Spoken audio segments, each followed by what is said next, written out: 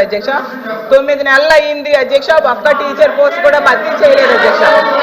అలాగే తీసుకుంటే గౌరవ మంత్రివర్యులు లోకేష్ గారు జనవరి 1వ తేదీన జాబ్ క్యాలెండర్ ఇస్తామని మంత్రివర్యులు చెప్పడం జరిగింది అధ్యక్ష. క్యాలెండర్ ఇయర్ మారిపోయింది కానీ జాబ్ క్యాలెండర్ మాత్రం ఇవ్వలేదు అధ్యక్ష. అలాగే ప్రభుత్వ ఉద్యోగుల పరిస్థితి, ప్రభుత్వ ఉద్యోగులకి ఏంటంటే 9 నెలల్లో ప్రభుత్వం తాలూకు నిజ స్వరూపం తెలిసిపోయింది అధ్యక్ష.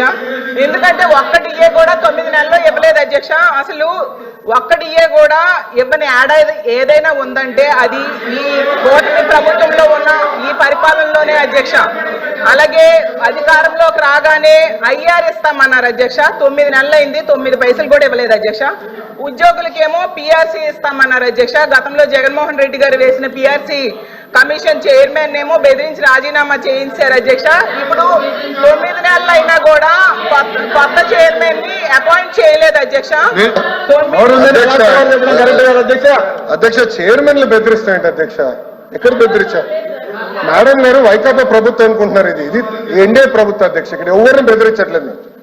చట్టపరంగా ఏమన్నా చేస్తాం. చైర్మన్లు బెదిరించారంటే ఎట్లా అధ్యక్ష? ఇది రద్దు చేస్తారన్నారు, రద్దు చేస్తారా చెప్పనండి సార్. సరెండర్లు ఎన్ని పెండింగ్ పెట్టి వెళ్ళారు సార్. పోలీస్ సోదరులు రావాల్సిన సరెండర్ చాలా పెండింగ్ పెట్టారు.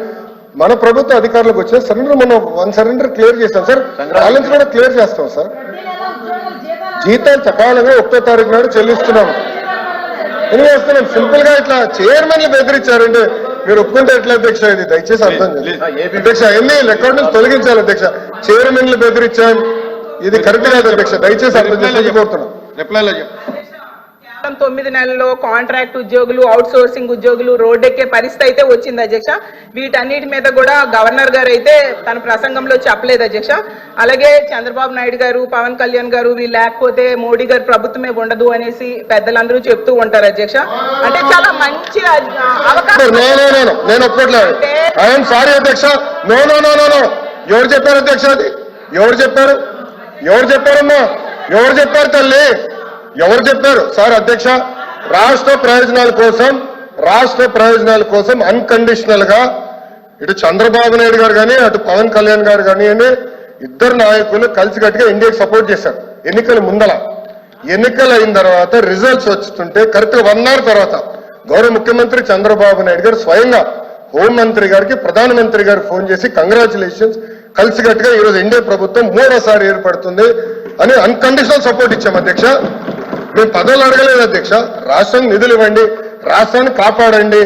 దివాలా ఎత్తేసింది, చాలా ఆర్థిక ఇబ్బందులు ఉంది, గత ప్రభుత్వం చేతకంతనం వల్ల ఇబ్బంది పడుతున్నాం, మీరు ఆదుకోండి అని చెప్తే రైల్వే జోన్ తీసుకొచ్చా అధ్యక్ష. విశాఖ ఉక్కుని కాపాడే అధ్యక్ష. చివరి అమరావతిని నిధులకి తీసుకొచ్చా అధ్యక్ష. పోలవరంకి నిధులు తీసుకొచ్చా అధ్యక్ష. అది ఈ రోజు మన ప్రభుత్వానికి ఉన్న చిత్తశుద్ధి అధ్యక్ష. మేము ఎక్కడ చెప్పలేదు అధ్యక్ష. దయచేసి మేడం గారు వస్తే విత్డ్రా దట్ పాయింట్. మేము ఒప్పుకోవట్లేదు అధ్యక్ష. అది మటుకు ఏదో మేము సపోర్ట్ చేయకపోతే మేము ఎక్కడో చెప్పినట్లు ఇది సత్యదూరం అధ్యక్ష. మేడం గారు వస్తే విత్డ్రా దట్ పాయింట్ అధ్యక్ష. ఇది చాలా సీరియస్ గా మేము తీసుకుంటాం అధ్యక్ష. అందరూ అంగీకరించాల్సిన నిజం, మన రాష్ట్రంలో ఉన్న ఎంపీల మీద కేంద్ర ప్రభుత్వం ఆధారపడి ఉంది అనేది నిజం కదండి అధ్యక్ష.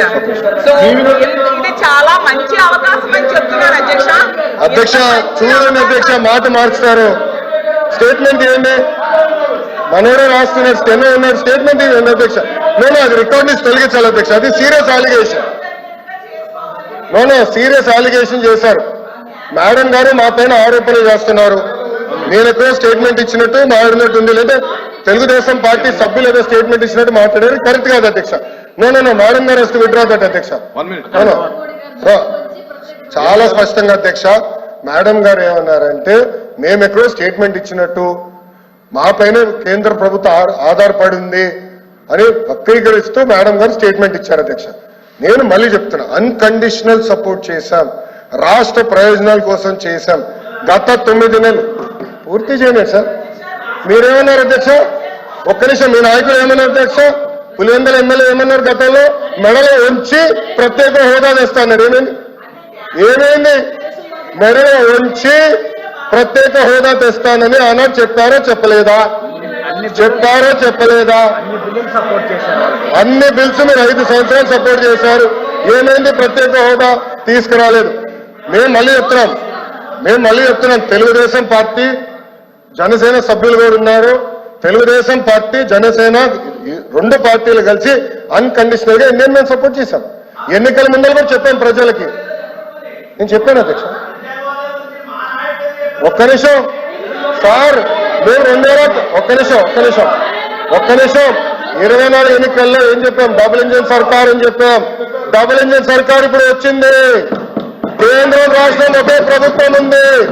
రైల్వే జోన్ ఎవరు కాపాడారా? మేము కాపాడాం. విశాఖకు మీరు పెద్ద పెద్ద మాటలు మాట్లాడుతున్నారు. 13,000 కోట్లు చంద్రబాబు గారు పవన్ అన్న నాయకత్వం మేము తీసుకొచ్చాం అధ్యక్ష.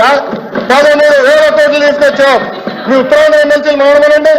మీరేం చేశారు 5 సంవత్సరాలు? ఏం చేశారు మీరు 5 సంవత్సరాలు? అడుగుతున్నా. అమరావతి నిధులు ఎవరు తీసుకొచ్చారు? మేము తీసుకొచ్చాం. పోలవరం గాలి వదిలేశారు మీరు. బుల్లెట్ దిగినా అని మీ మంత్రి గారు అడిగారు. ఏమేరైనా పెద్ద మాట్లాడతారు. పోలవరం నిధులు తీసుకొచ్చారు. ఆర్ఎన్ఆర్ ప్యాకేజ్ కి మొన్న 1000 కోట్లు రిలీజ్ చేశాం. నో అధ్యక్ష, ఐఎమ్ ప్రొటెస్టింగ్. మేడం గారు has to withdraw that statement. It's correct కాదు అధ్యక్ష. I'm sorry. ఓకే, సభ్యులు ఉన్నారని చెప్పొచ్చు, ఐఎమ్ నో ప్రాబ్లం. కానీ ఏదో మేము వాళ్ళని థ్రెటన్ చేస్తున్నట్టు ఏదో మా పైన ఆధారపడే పదం వాడతాం కరెక్ట్ కాదు అధ్యక్ష. మేము ఏనాడో అనలేదు. మా సపోర్ట్ అన్కండిషనల్. రాష్ట్ర ప్రయోజనాల కోసం కేంద్ర ప్రభుత్వాన్ని మేము సపోర్ట్ చేస్తున్నాం. అది చాలా క్లారిటీగా ఉంది అధ్యక్ష. కానీ దయచేసి అది మటుకు రికార్డుని తొలగించాలి అధ్యక్ష. రికార్డుని పరిశీలించి చూద్దాం.